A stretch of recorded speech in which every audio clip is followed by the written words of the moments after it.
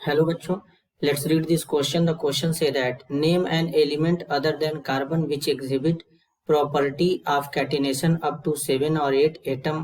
Are these compound stable? First of all, key concept.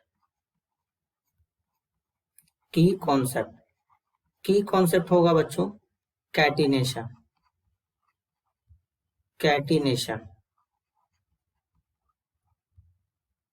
Property. Catenation property सबसे ज्यादा बच्चों carbon में पाया जाता है, क्योंकि कार्बन कार्बन बॉन्ड एनर्जी बहुत ज्यादा होता है।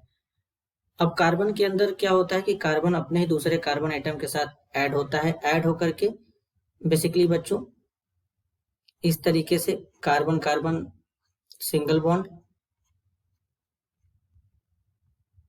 फिर इसके बाद carbon carbon double bond, carbon carbon triple bond,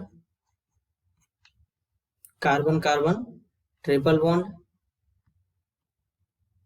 या इस तरीके से रिंग का भी फॉर्मेशन करता है, क्लोज रिंग। इस तरीके से चैन कंपाउंड का फॉर्मेशन करता है।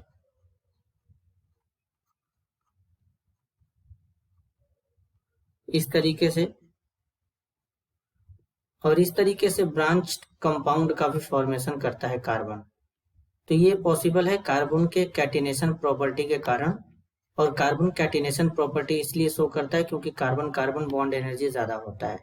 तो कार्बन की तरह ही जो कार्बन फैमिली का एलिमेंट होता है बच्चों, दूसरा एलिमेंट सिलिकॉन, ये भी कैटिनेशन प्रॉपर्टी शो करता है, ग्रुप नंबर 14 से बिलोंग करता है। इसके अंदर भी कैटिनेशन प्रॉपर्टी पाया जाता है, लेकिन सिलिकॉन का जो साइज होता है कार्बन के कंपेयर में लार्ज होता है, तो इसलिए सिलिकॉन और सिलिकॉन के बीच का जो बॉन्ड होता है बच्चों, ये कंपैरेटिवली क्या होता है, कार्बन कार्बन बॉन्ड के कंपेयर में वीक होता है।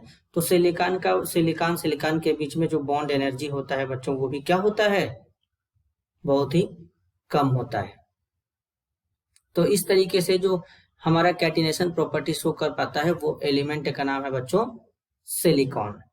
करीब इसमें 8 से 7 सिलिकॉन के एटम भी इन्वॉल्व होते हैं, और वो एक दूसरे से लिंक होते हैं, डिफरेंट टाइप्स के कंपाउंड बनाते हैं, और लेकिन स्टेबिलिटी जो होता है इनके कंपाउंड को थोड़ा कार्बन के कंपेयर में डिक्रीज कर जाता है, क्योंकि सिलिकॉन का साइज लार्ज होता है।